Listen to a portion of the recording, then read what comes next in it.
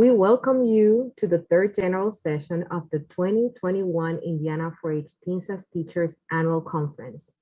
Today, we will be presenting the topic including cultural diverse youth and adults. With me today are three teen teachers who had like a long experience in the program, and I will ask them to introduce themselves. Yeah, so I'll go first. My name is Nicholas Newman. I'm from Rush County, Indiana, and I was actually on the Teens as Teachers leadership team last year as well when I taught this same seminar with Ziamara. I'm a senior and I will be going to Purdue for food and animal science next year. And then my favorite quote is by Winston Churchill, and it's success is not final, failure is not fatal. It is the courage to continue that counts. I can go second. So I'm Clarissa Hunt, and I am from Marion County. I've been in 4-H quite a while, and I've done teen teachers. I've been a part of the program, and I was on the teen leadership track.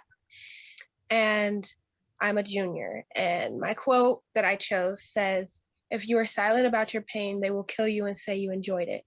And it's by Zora Neale Hurston. Okay, so hi, I'm Sanaya. I'm a junior right now, and I've been doing Teens as Teachers for 4 years now.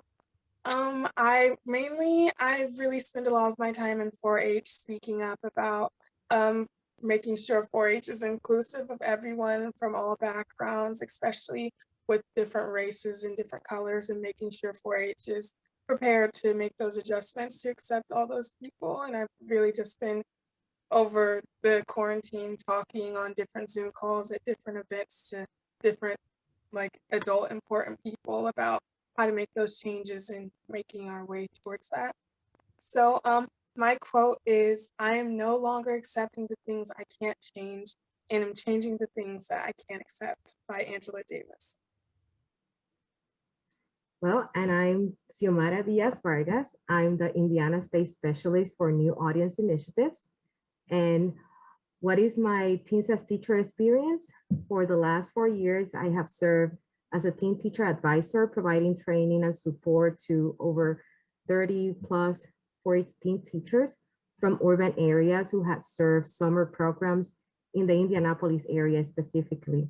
And my quote is, "We can't force someone to hear a message that they are not ready to receive, but we must never underestimate the power of a planting seed," by Dan Nielsen.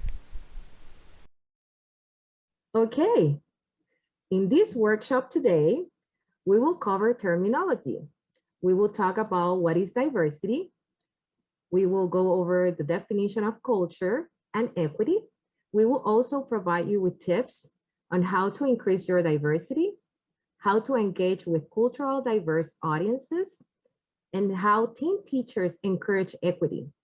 In addition, we will be able to share some resources as activities and videos available on the Teens as Teachers conference website. Before we start discussing terminology and learning more about tonight's topic, I want to share with you some data about Indiana's population. According to the census, Indiana's population is 6.7 million, and in 2021 will be 6.8 million. Population's growth due to natural increase such as birth and migration. And you have two types of migrations. You have domestic migration and international migration. Let's give a look to some statistic. In 2019, Indiana's percentage of youth ages 0 to 17 by race and ethnicity were 77.3% white, 11.4% Hispanic, 11.3% Black, 2.4% Asian, 5.5% that are classified or described by two of more races, and 3.1% some other races. Also, Indiana is home to the 15th largest population of children nationally. Can you imagine? We are 15 place out of 50 states. In 2019, more than 1.5 million children younger than 18 years old resided in Indiana. Did you know that in 2020, approximately 280 refugees or asylum seekers younger than 18 years old moved to Indiana? More than half of those arrivals were younger than 15. Among refugees, 60.8% are from Burma and Myanmar, 13.6% from the Democratic Republic of the Congo, 5.5% from Afghanistan, and 20% are from other countries. Another fact is that about 1 in 10 Hoosier children ages 5 to 17 speak a language other than English at home. What does all mean to us? It is important to acknowledge some of these facts to understand the growth of Indiana and the makeup of our communities. Let's take some time to understand why it is important for us to explore our own identity as 4-H and Purdue representatives. Now I will turn it over to Nicholas. So Purdue has made a commitment to equal opportunity for both its students, its extension, and for those in 4-H. So this equal opportunity statement, equal opportunity or EEO statement, is found at the very end of every single email that you receive from Purdue, whether it be from your extension educator or whether it's from State Purdue. So this statement is its commitment to ensuring that equity and diversity are encouraged and that people are treated fairly at Purdue. So I'm going to read this really quickly and then we'll discuss it. It is the policy of the Purdue University Cooperative Extension Service that all persons have equal opportunity and access to its educational programs, services, activities, and facilities without regard to race, religion, color, sex, age, national origin or ancestry, maternal status, paternal status, sexual orientation, disability, or status as a veteran. So as I said, this is Purdue's commitment to ensure that every single person in its programming is treated equally and fairly. So the word diversity refers to differences among people with respect to age, social economic status, ethnicity, gender, physical and mental ability, race, sexual orientation, spiritual practices, and other human differences. For me, I think diversity means just different people with different attributes coming together and forming a community, whether that be religion or gender or sexual orientation. I don't think it doesn't always have to be like something you can see, just different. What is diversity to you and why is diversity important? We're going to watch a video with a few teens sharing what diversity means to them. I would say diversity is when you're with a bunch of people and you can just see a little bit of everybody in one area, like all the cultures like mixed together just to fuse like one huge population. Diversity is, differences, and that could be like a wide range of different things. That could be, race, friend groups.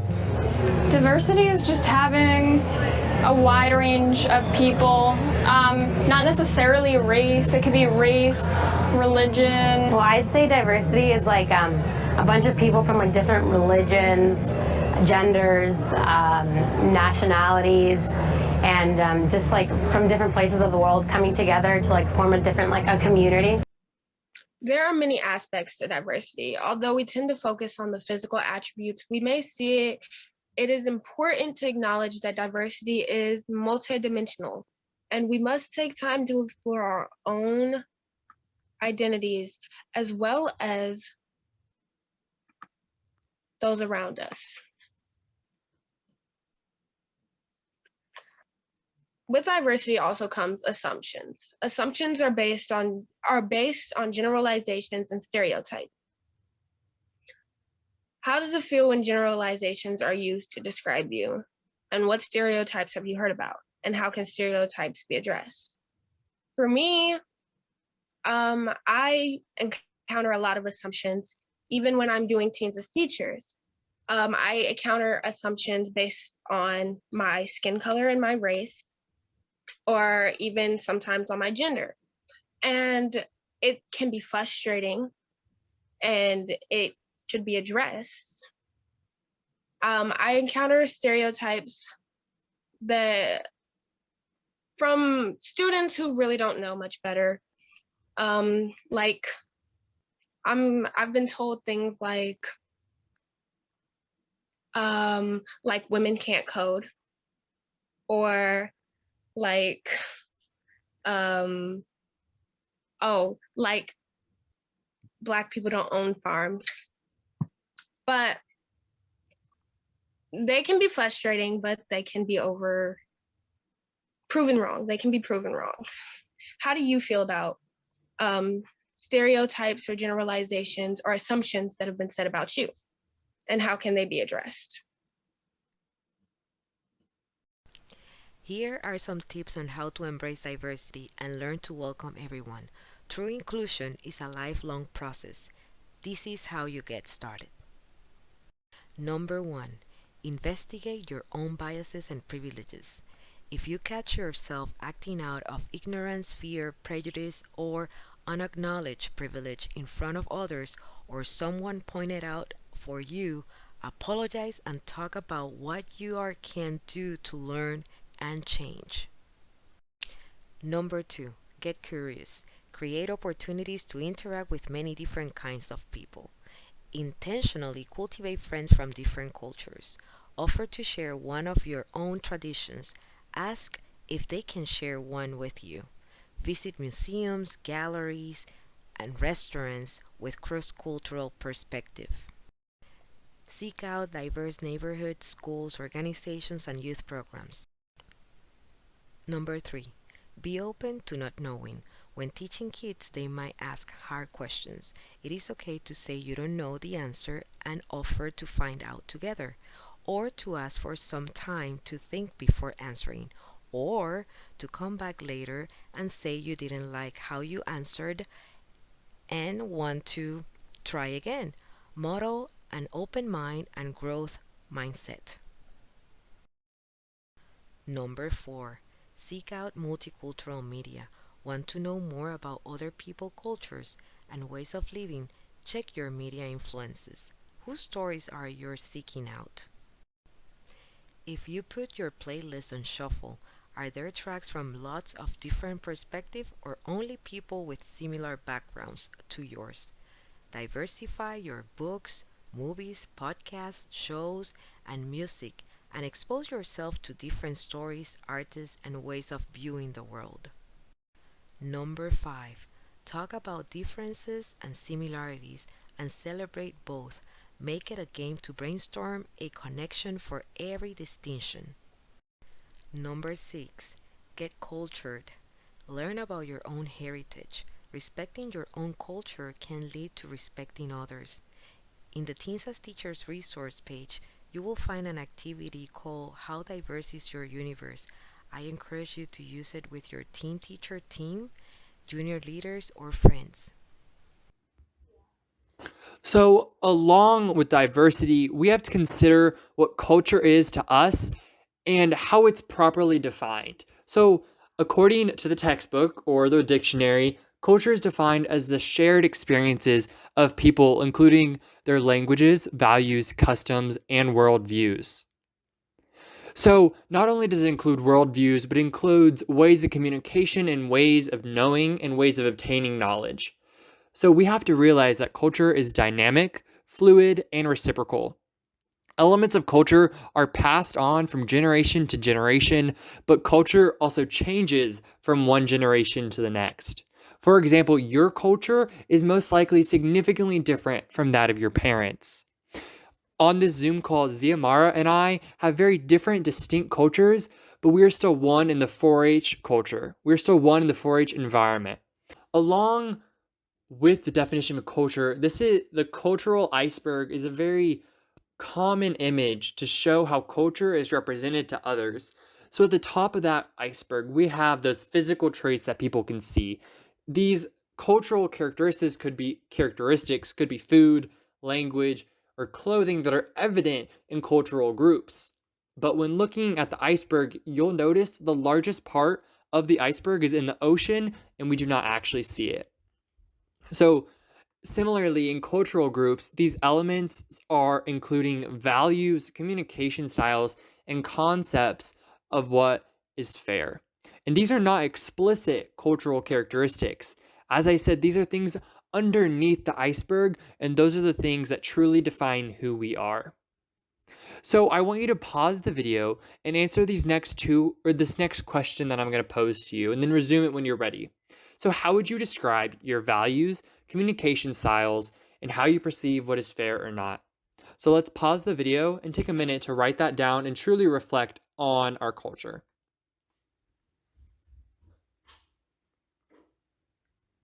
So continuing this reflection on your cultural characteristics, we're going to spend the next minute and write our responses to these two questions in the chat box. So, referring to the images on the right, what is your preferred food, music, and tradition? And that are those top iceberg characteristics, the stuff that people see. Now, your second question is, what are some of your values that people would not know from looking at you? Those are the bottom of the iceberg characteristics, which truly define who you are. So we're going to take the next minute to answer these questions. Please put them in the chat box.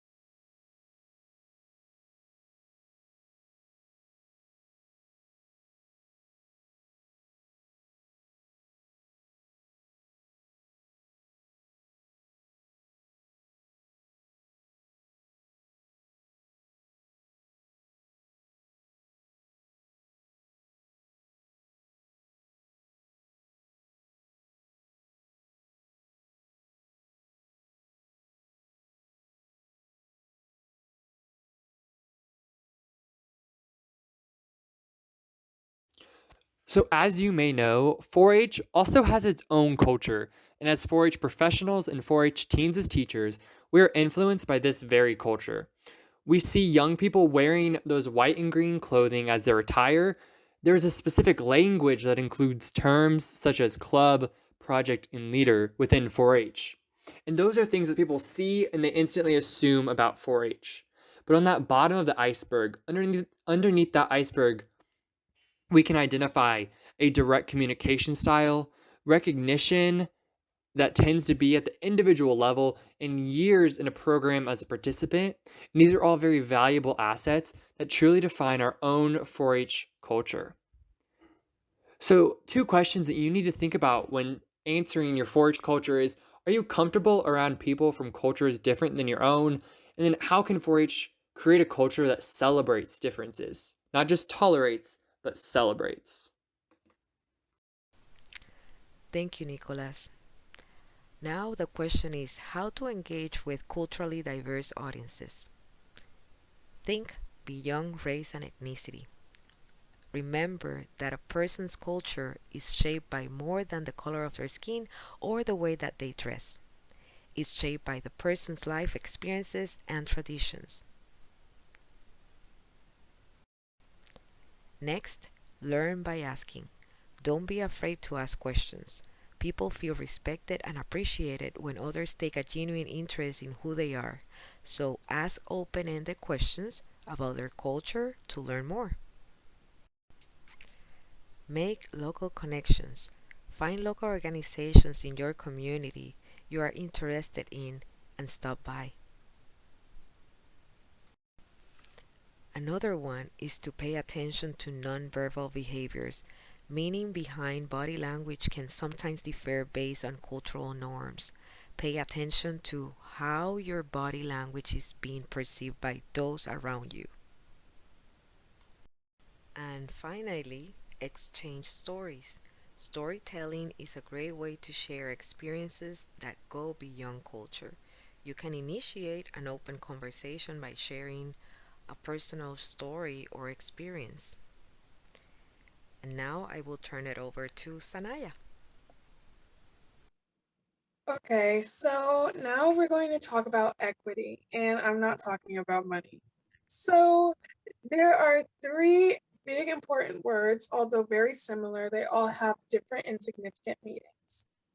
There's equality, equity, and liberation. Equality is when everyone is given the same resources to achieve a task or overcome an obstacle. In the image, you can see every child is given the same size box. Equality can also raise some issues. Giving the people the same resources puts people who are already achieving the task farther ahead, and people who weren't achieving the task not close enough. This is where equity comes into play. Equity is giving resources personalized to each person in their particular situations in order to make sure they can all achieve the same task that is at hand. Here you can see in the second picture, each child is given a certain box to help them achieve the task of seeing the game, allowing everyone to enjoy.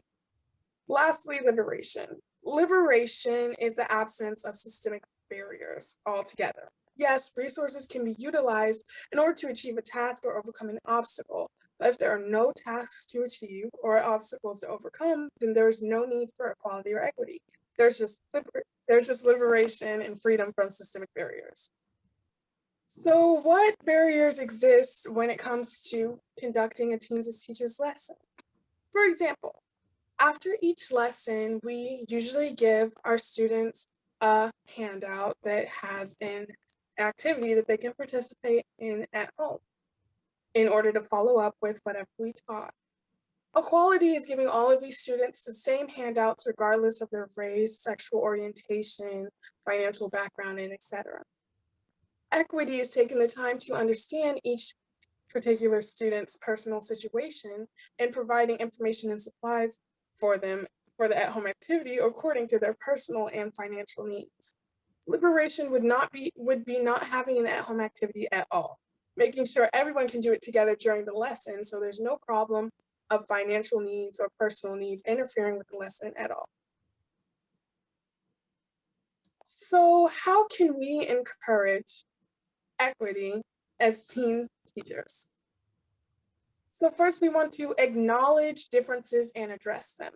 Diversity, discrimination, and discomfort should not be tiptoed around taboo or forbidden topics in 4-H or any settings. Evaluate our organization's culture and identify existing values and beliefs that can represent barriers to others. We also need to make sure we encourage youth and adults from varied backgrounds to collaborate in the program. Encouraging people to work together is the most effective way to ensure the development of intercultural relationships. And traditional elements from a number of cultures in your lessons. Make sure you incorporate them in order to make sure everyone is educated in different cultures while you're also teaching whatever subject you're teaching. And we need to make sure we support exploration of cultural identity of other youth and families when teaching, and seek to understand them through their own self-definition, making sure that you understand each student, their personal cultural and personal identities, and make sure you allow them to be themselves around you. And make sure you always stop it. Intervene when you see prejudice, discrimination, and unkindness happening. Make sure you talk and report it to your team advisor or your extension educator. You and your team can identify ways to make awareness together, to make sure everyone's aware of the cultures and diversity differences, and make sure everyone works together to have a great and wonderful lesson. Intolerance will not be tolerated.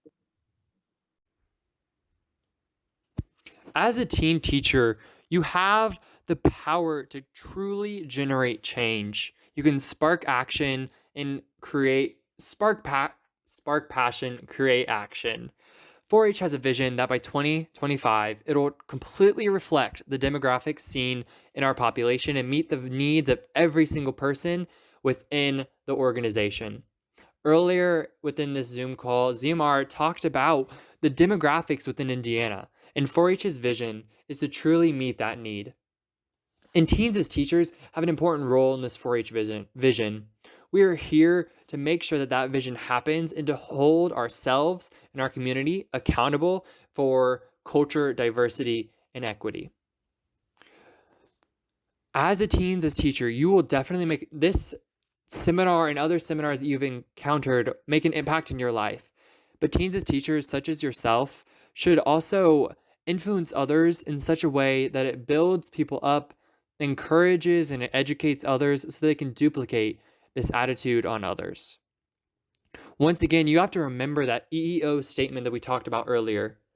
As teens as teachers and adult advisors, we represent Purdue in our community. And we ensure, just as Purdue does, that every single person will have equal opportunity and access, regardless of race, religion, color, sex, age, national origin or ancestry, maternal or paternal status, sexual orientation, or disability or status as a veteran. As a teens as teacher and as a leader in 4-H, you have the power to truly generate change. Thank you, Clarissa, Sanaya, and Nicholas to join us in this conversation. Teens teachers, always remember that 4-H is a door that provides access and opportunity for all youth and their families in the United States, and it also in 52 other countries around the world.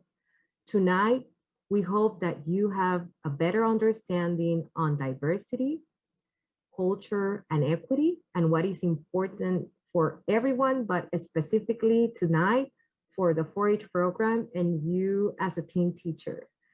Also recognize and appreciate your own culture, in addition to few tips on how to increase your diversity, how to engage with culturally diverse audiences, and how you as a teen teacher can encourage equity. Thank you so much for your attention and for being part of the 4-H Teens as Teacher program. And we for sure know that you will do amazing things.